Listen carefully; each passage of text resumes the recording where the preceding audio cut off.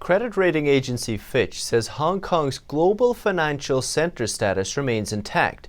This despite 6 months of pro-democracy protests in the city. NTD's Penny Zhou has more.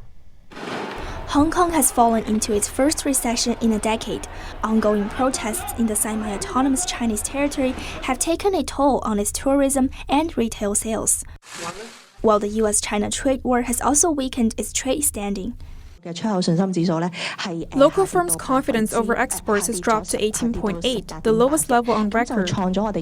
But Fitch Rating, one of the world's big three credit rating agencies, says Hong Kong's status as the third-best global financial center remains intact. Economist Kevin Xu said that the city's financial role is hard to replace because it has a unique combination of factors that make it a darling for investors. They include the free flow of capital, its common law system, and most importantly, the rule of law. Till now, still, Hong Kong is a city in which capital inflow and outflow is no restriction. It's relatively easy to ship in money and then ship out money. But then that's not quite true in China. He says that's why China's hope to have a mainland city like Shanghai to replace Hong Kong as a financial center is unlikely to come true.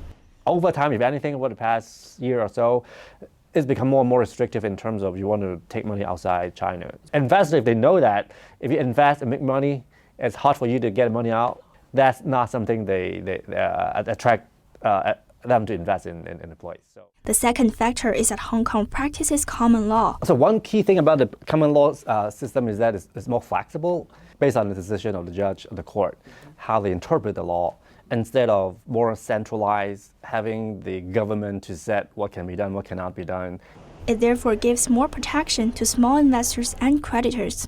But the most important factor is its rule of law and independent judiciary. Unlike in mainland China, Hong Kong judges' decisions are not influenced by political factors. But growing concern of Beijing's erosion on the rule of law is one reason that triggered this year's protest. The demonstrations first erupted in June to oppose a bill that would allow extradition to China. The bill is now withdrawn, but the concerns aren't going away.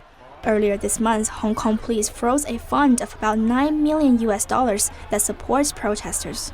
The question remains whether Hong Kong's financial activities and any activities can be protected from China's political influence. That protection is what protesters are fighting for.